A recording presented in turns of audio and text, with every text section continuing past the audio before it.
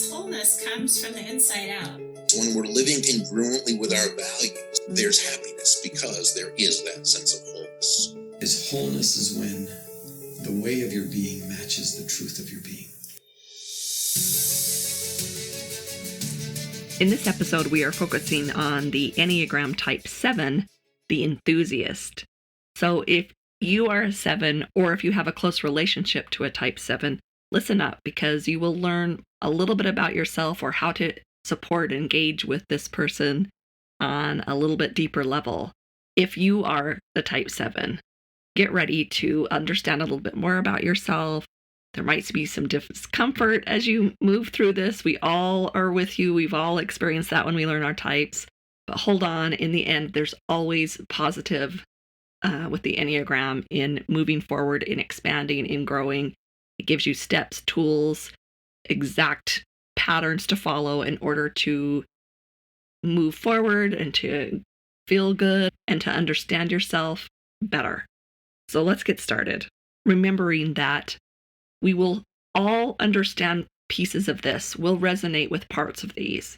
But a Type 7 makes these, they'll check every box. They make an art form out of the Type 7, and that's the difference. Some famous Type 7s are Miley Cyrus, Russell Brand, Katy Perry, Robin Williams, Jim Carrey, Eddie Murphy, Peter Pan. That character is a Type 7. And if you can kind of see, when I imagine these people, they always kind of have a little side wink they're giving you, or they're very busy. Another one was Steven Spielberg. He might not be necessarily funny. That's kind of what we always think of them as, funny, but they're not necessarily funny, but they're very ambitious and on the go and busy and doing a million things at the same time. But yeah, there is sometimes a lot of that little sparkle in the eye, that little wink that they're giving you to the world. And they're amazing. Type 7s are amazing. And they're, because they teach us almost differently than what we think we're supposed to be. They're this ultimate childlike figure that we can all learn and we need to bring out within ourselves. Some things that maybe describe the Type 7 would be optimistic, enthusiastic, impulsive, adventurous, indulgent, spontaneous, positive, assertive, playful, and resilient. These Type 7s see life through a filter of optimism and positivity. They usually will look for bright sides of things. They are like explorers in the world, full of curiosity and wonder. And they're always on the lookout for the next exciting discovery or pursuit, or they're always in planning stage. There's always something looking to look forward to or to be in the plans. They know how to have fun, and they love spontaneity and adventure. These are imaginative people. They're very bold in some cases. They are able to know what it takes to get new ideas going. They're willing to be the ones that, I'll make the plans. Let's do it. They kind of push everybody forward and actually make you go forward with the plan instead of just talking about it. They have lots of stories to tell, and they have, they're ready to share a story and kind of like, create an atmosphere of like fun and optimism and playfulness.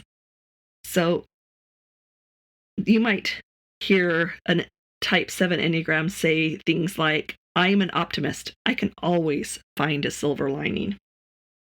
Or even in the midst of a trial or crisis, I know how to lighten the mood and cheer people up. Or I hate being bored. And if things get boring, I'm the one that's going to mix it up. They might say, sometimes I frustrate people by doing a rushed or haphazard job. They might say, it's hard for me to stay organized. They might say, spontaneity and freedom are important to me. They can make a quick decision. They might say, I can make a quick decision, but sometimes I'm too rash and hasty. I've been called shallow, flaky, goofy, but I just like to keep things lighthearted, right? Their key motivations, the things that motivate them to make the decisions they do. are to feel satisfied and content, to avoid pain and suffering, and to be taken care of. Their key fears are, I will feel empty or unhappy. They're really worried about that. They fear sadness will overwhelm me if I let it. They fear that they won't feel safe or stable. And the obstacles that kind of get in their way that kind of add to this are their emotional avoidance, their impulsivity, and maybe some overindulgence. The key obstacle for sevens is emotional avoidance. Driven by the fear of feeling empty, lonely, or overwhelmed by sadness, sevens avoid acknowledging the more negative and uncomfortable emotions in life. Instead, they fill themselves up with entertainment and distractions. This impulsive avoidance of negative emotions may lead to overindulgence and maybe a dismissal of other people's feelings and needs, because they don't want to feel the hard stuff, so they'll do what they got to do. And there's some people, type 4s, that's the hard stuff is what they're in all the time. And so sometimes a 7 will honor that that's what the 4 needs, and vice versa, right? These key fears of I will feel empty or unhappy. It's always in the problem where the solution lies in the Enneagram. So it's the fear of feeling unhappy that's the problem. It's not even the unhappy. So if a type 7 can sit with unhappiness for a minute and get used to sitting in in that unhappiness, then that fear dispels. So it's the fear that's the problem, not the unhappiness. Does that make sense? Or sadness, another fear was letting sadness in. Same thing.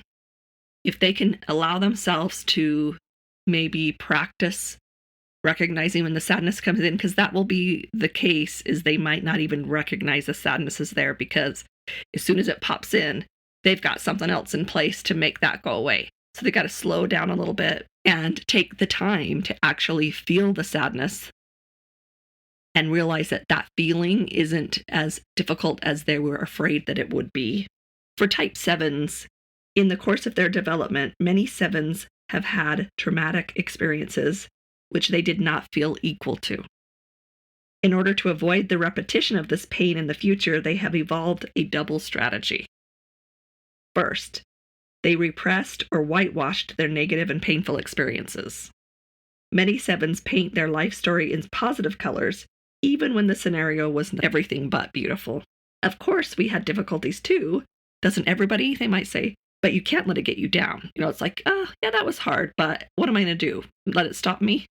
Now, we all kind of do that.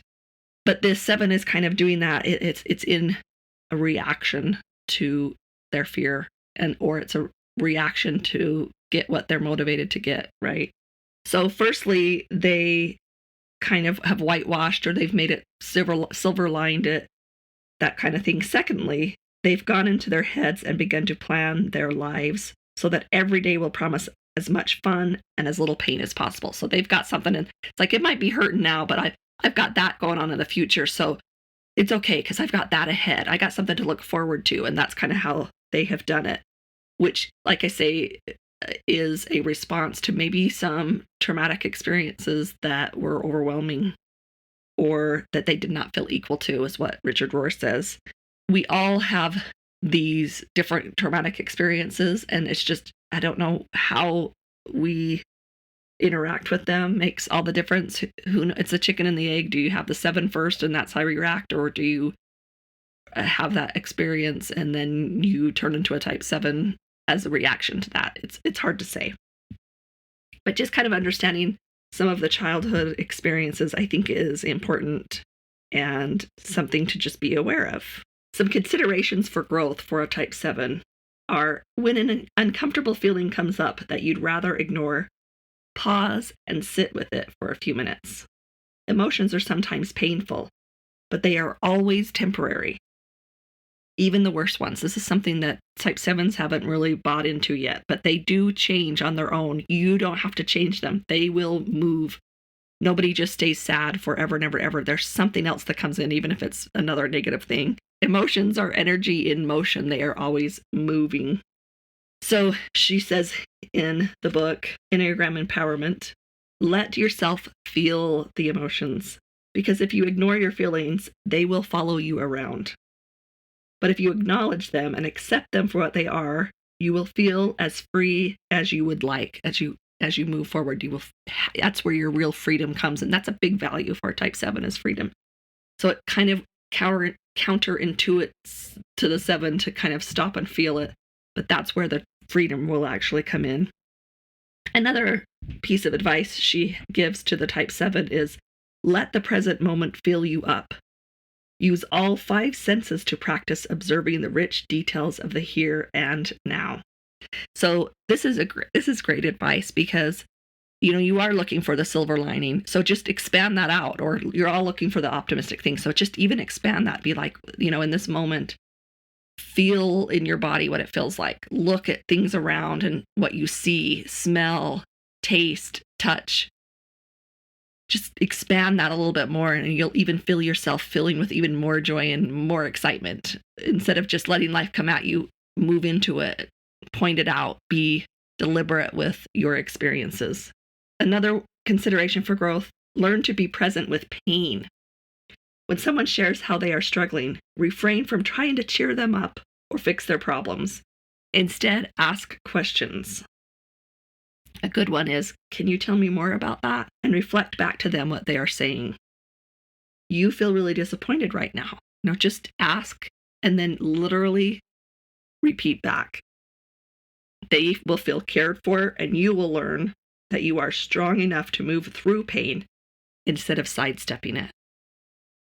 I think this is one of the things in our society that we've kind of all taken on. It's like, how are you doing? And the answer is always fine, because we don't trust that we can have this exchange of, oh, I see that you're feeling that way, and then reflecting back and sitting in the pain together. So we just sidestep it by saying, fine, I'm fine.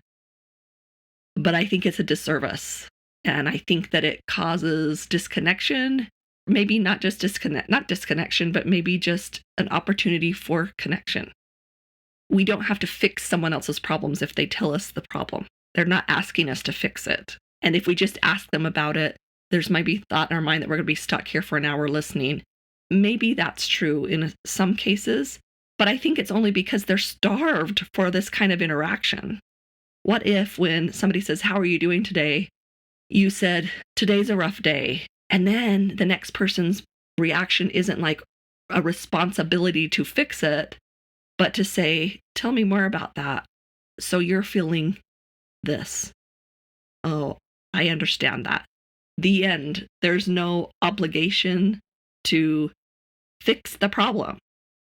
It's just sitting in it for a second together. That's like real connection. That's where meaning in life can really expand when we have those kind of moments. Another consideration for growth for a type 7 is when you can't stop consuming, whether that's food, experiences, distractions, etc., ask yourself what void you are trying to fill. If you can't stop reading about other people's lives, there might be pain in your own that you might be wanting to avoid. When you can't stop eating comfort food, you might have an emotion that needs to be comforted. Ask yourself what hunger you are really trying to feed. What are you hungry for? It's a great question. Her last consideration for growth is when it comes to the negatives in life, start saying and instead of but. Instead of saying, yes, that thing happened, but it's fine. Try and say, yes, that thing hurt a lot, and I know it will be okay. All of these things, I feel like I could have written this book. I have a big, huge and sign in my home to remind me of that very thing, that use and instead of but, or trying to make one exist and the other has to erase the other. Both can exist at the same time. We live in a world of paradox. And that lesson to me of learning how to live in paradox was life-changing. And that a lot of that happens with the word and. Most of things are and. Most experiences are full of joy, and there was a little bit of pain there. They didn't go perfectly.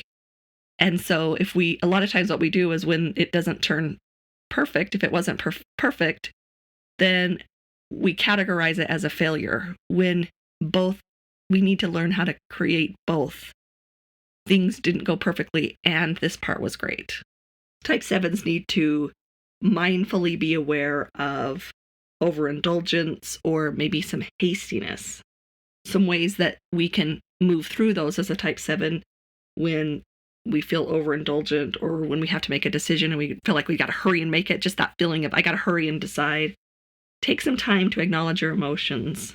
Maybe do something nice for yourself. Take a hot shower or a cold shower, go for a walk, journal, maybe get some sleep, drink a glass of water, just pause in a way that serves you so that you don't just run forward with the tendency to overindulge or to make a decision quickly or too quickly. So again, the motivating fears are I will feel empty or unhappy. Sadness will overwhelm me if I let it in, and I won't feel safe and okay. Because those are our motivating fears, some examples of some thinking that might show up look like, I don't see the red flags about this person that my friends see. All I can see is the good stuff. So an alternative way of thinking is, I see many positive traits in this person, and I also see some negative traits. Both of these things are important to consider. There's the and again. You're never going to find this perfect person, but at least acknowledge that the negative's there. Just kind of push up against that part of you that just wants to oversweep it. Both can exist. Another example of a negative thinking might be, I have a really good feeling about it, so I don't think I need to be worried. A different kind of thought might be, I feel optimistic about this, but this is a feeling. There are also facts that I should take into consideration and give equal value to. What I think is so interesting about the Enneagram is, I think like a type 5, maybe a type 1, they're going to look at this and they're going to have the exact opposite. They're going to say, look at the facts. Like, just look at the facts. When I make a decision about whether I like chocolate ice cream or vanilla ice cream, what are the facts? You know, they're almost going to be too much into the facts versus their feeling. That's an emotional decision. What your favorite ice cream is an emotional decision. It's not a factual decision. And so those types are going to need almost the opposite, right? So it's not like this rule is for everybody. That's what's so great about the Enneagram is, depends on who you're talking to, you might have the exact opposite advice for that person. But for the type 7, they might go with how it's not even how it feels. It's just if it doesn't disrupt, or they're just going to try, and it's the easy way or the way that's the least bumpy, the least difficult. They're looking for that. That's just a motivation for them. So they might oversee some things and because it's just the easier way. So they're going to need some time to look at some facts and to really center and bring and ground themselves in some facts or some logic. And lastly, they might have an empowered thinking, or a negative thinking example might say, sure, I feel sad if I think about it. But this is so small in the big scheme of things. There's so much of life to be enjoyed. An empowered thinking might be, in the near future, I will go back to enjoying my life. But at this moment, I feel sad. This is a big deal to me, and this moment is important. I think that is so great because you never just, the 7 has the type to just move from the one side to the other. So it's like, I loved how she added, look, I'll go back to being joyful in a minute. We're going to let that exist, let that authentic part of the 7 exist, that's where they're going to want to go and be joyful. And we're also just going to acknowledge this for a minute, acknowledge the hard time for a minute. But we're not trying to erase what's the nature and gift of a type 7. As just a reminder, in the show notes, I always add a link to a list of values. And I think it's important to have these values of yours in your possession as well as your type, because what's valuable to you is also important. It kind of adds another layer of information to you and makes things a little more personalized. So look at the list of all the different values, circle 10 or so that kind of ring true, and then try and narrow it down to 2 or 3. These are your values, and so decisions will be influenced by your particular values. And that's an important part to play, because even 2 type 7s might make different decisions or come to a situation differently based on their values.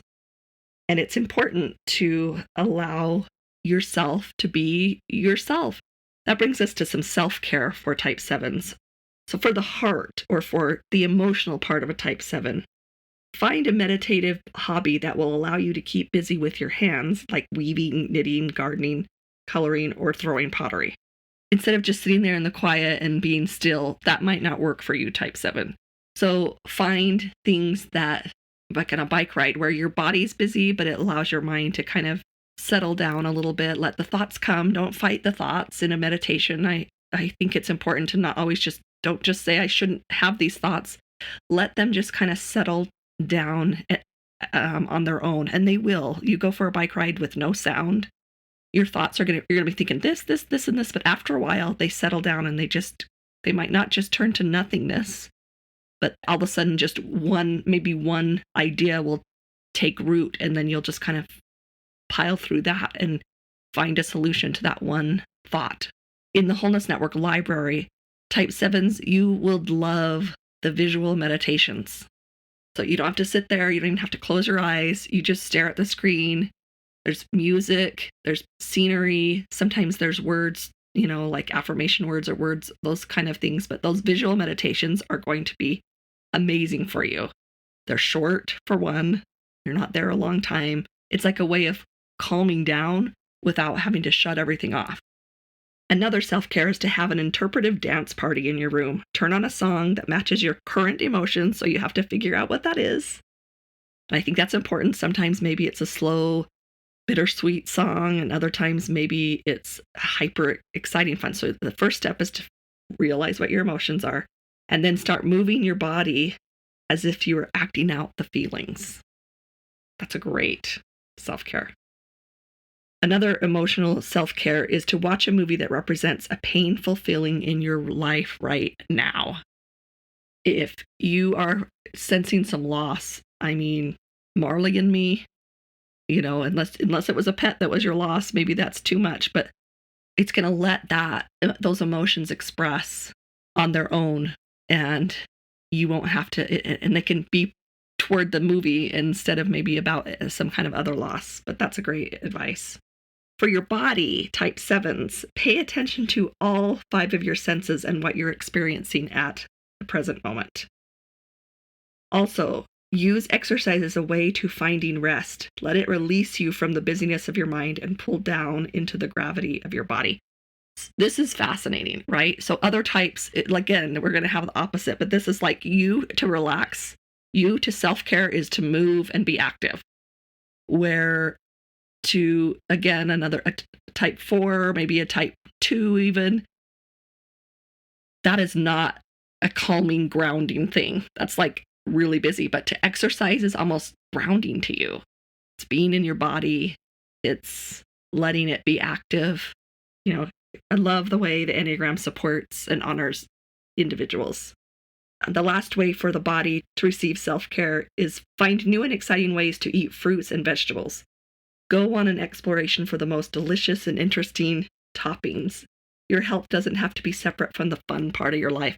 In my weight loss class on michelleingle.com, that's one of the whole weeks is to pick a new vegetable or a fruit, something from the produce every day that week, just to see what there is, just to kind of have fun with it. Because sometimes eating healthy foods is like drudgery for people.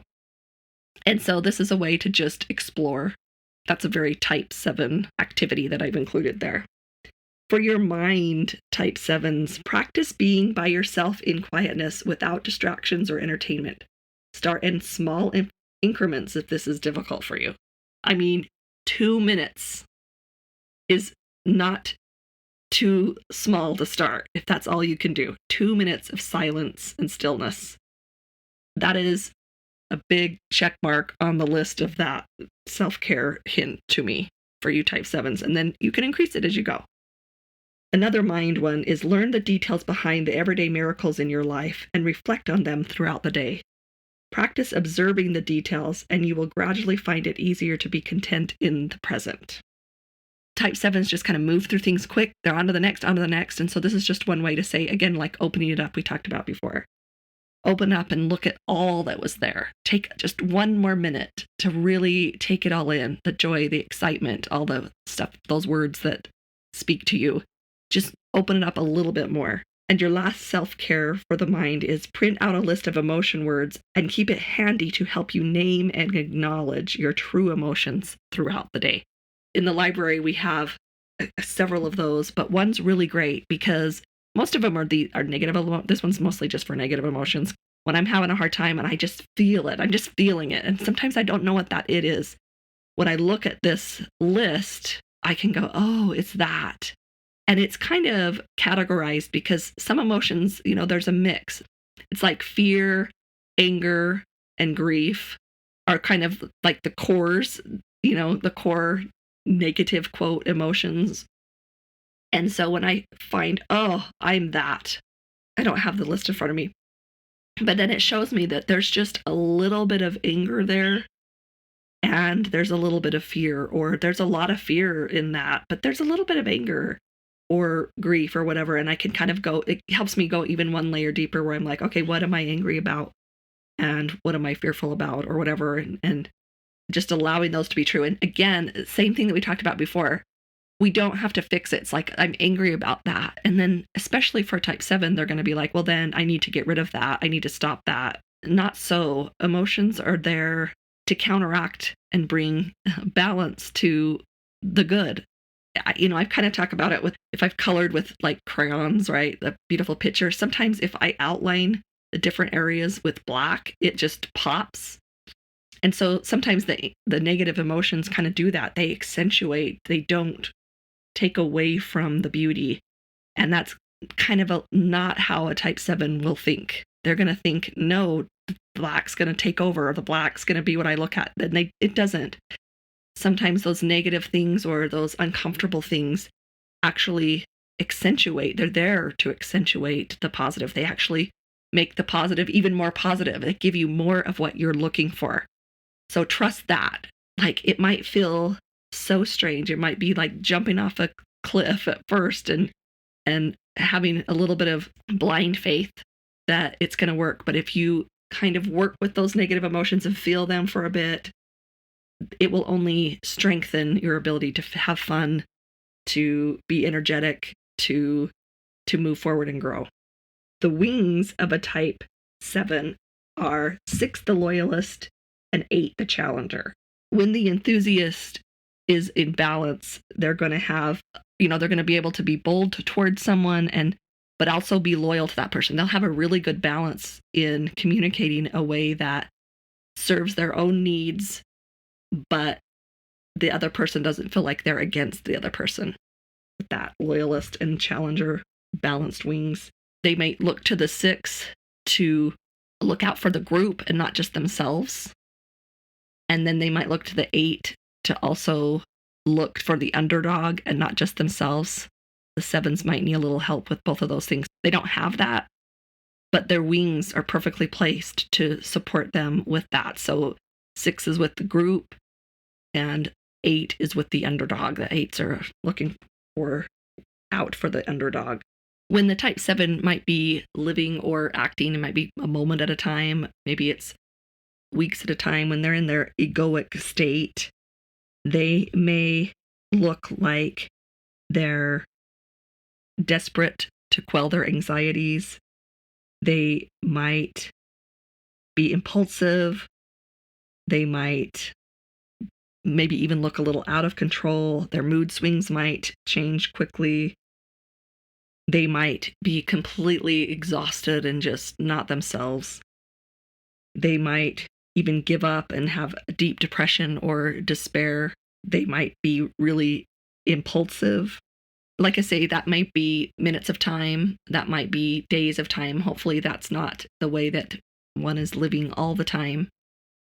But when we look at what's actually going on, we can look at the Enneagram and it gives us clues. Usually It's the very thing we're struggling with that has the key. It's our vice and our virtue always really exist in the same place. So if we are depressed, let's see, type 7 is feeling depression, then maybe it's time to decompress, to stop, to slow down and do exactly what it's telling you to do. It's exactly the clue is right in the problem. The virtue and vice are always there.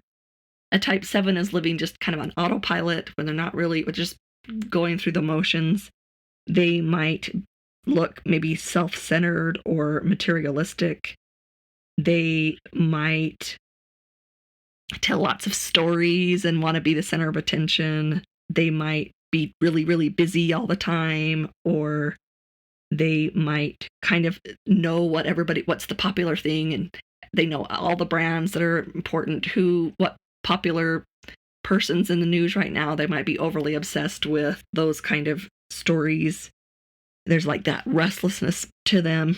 They are always just looking for the new thing. It's like if you're talking with a friend and they're just like always talking about the plans ahead of time, they might be a type 7 on autopilot. And it's like they just need to come back to center.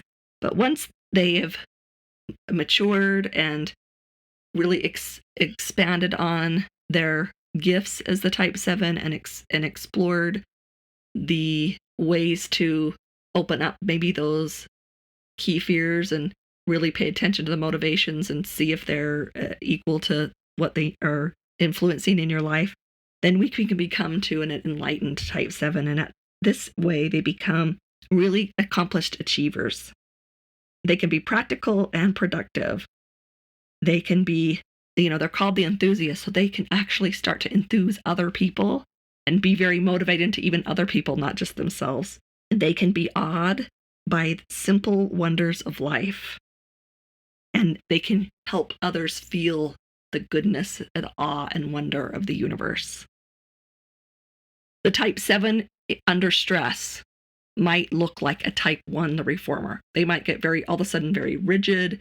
Their opinions are really strong. They become, they call out people maybe a little bit, which for a type 1, that's their authenticity, but it'll just feel off when the 7 starts doing it. And if you recognize that in somebody, you can say, oh, they're a little stressed. And for the 7 to move into balance and stability, they're going to look to the type 5. And again, the type 5 is the investigator. What's going on? Let's figure this out. What's logically going to happen? Let's disconnect from whatever's happening right now and just look at the facts for a minute. And that's going to bring the 7, like, okay, that's what's going on. That's why I'm stressed, and bring us kind of back to center. So the type 7 in relationship to the type 1 is interesting because, first of all, the 1 is looking to the 7 for their stress relief, and the 7 is looking at the 1 when they act stressful. When they are stressful, they act like the type 1.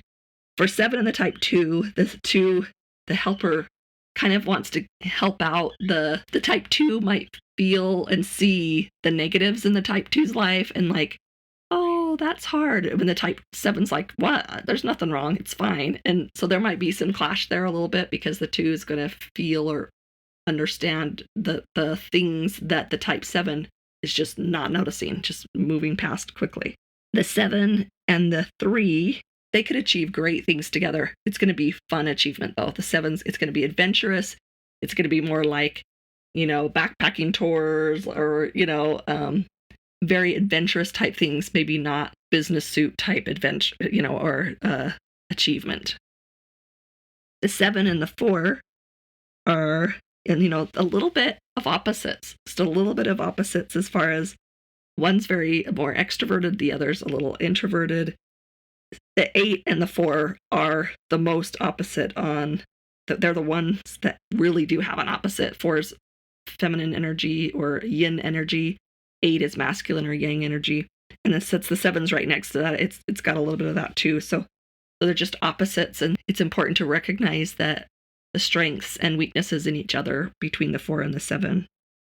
Again, the 7 and the 5, that's where we look for stress relief. The 5's also turning into the 7 when they are under stress. So that's a dynamic to be aware of. The 7 and the 6, there's the wing, the loyalist. The 7's going to be loyal to themselves, and the 6 is going to be loyal to the crowd. And so there's something to learn from each other. Because they're wings of each other, they have something that can really support the other. And same with the 7 and the 8. With those wings, the challenger, the headstrong, move forward. They're going to get, if they lean more onto their 8, who's headstrong, fast movement, they might have a tendency to make decisions too quickly. A 7-8 might be something that really shows up as we're just going to make decision, quick, move fast. Just a lot of movement. And that sometimes that's called for. Sometimes we need to bring in that 6 and even that 5 where we go to for logic and kind of balance that out. And 7 and 9 are similar. They're optimistic. They're going to get along. They're going to, 9s get along with everybody, but 7s and 9s are kind of like sister brothers. They've got a lot of the same energies. The 7 is still part of the thinking.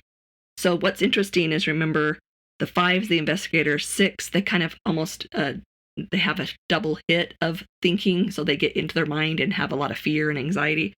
And then the 7, it's kind of like they don't want to think. They just want to move forward. They kind of resist their thinking, or they're thinking ahead, or, they don't reflect back, or they don't reflect in the present moment sometimes. So that's the thinking. And fear is that trying. They're still in that fear. Their fear of needing to be too responsible. The type 7, they don't want to be too responsible. They don't want to be bored.